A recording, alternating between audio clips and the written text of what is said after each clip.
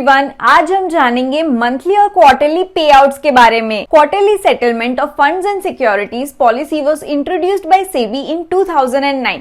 According to this policy, your broker needs to transfer the unutilized funds to the client's bank account on a monthly or quarterly basis. This initiative by SEBI ensures higher security of traders' funds and securities. मतलब अब सारे stock brokers को ध्यान देना होगा कि उनके जो यूजर्स है उनका end of the day balance क्या है और हर 30 या 90 डेज के गैप में कम से कम एक बार उनको पैसे सेटल करके उनको देने होंगे। ये 30 डेज में करना है या 90 डेज में, ये यूजर्स की चॉइस रहेगी और ये सब कुछ रनिंग अकाउंट्स में होगा जो कि बैलेंसेस क्रेडिट और डेबिट लेवल पे ओपन रहते हैं। सेबी कहता है कि स्टॉक ब्रोकर को पहले एडजस्ट करना पड़ेगा सारी वैल्यू ऑफ सिक्योरिटीज को कोलैटरल में जो दी गई थी, जिसमें मार्जिन का प्लेज दिया गया था डिपॉजिटरी सिस्टम में, ताकि टोटल मार्जिन कैलकुलेट किया जा सके। If your trading account balance is more than 0 on the date of settlement, then the entire amount will be credited to your bank account. If your trading account balance is more than 0 on the date of settlement and no trading activity in 30 days, then the funds will be flushed out in a monthly settlement period. If you have any margin requirement on the settlement date, then your broker will block an additional 125% margin against holdings.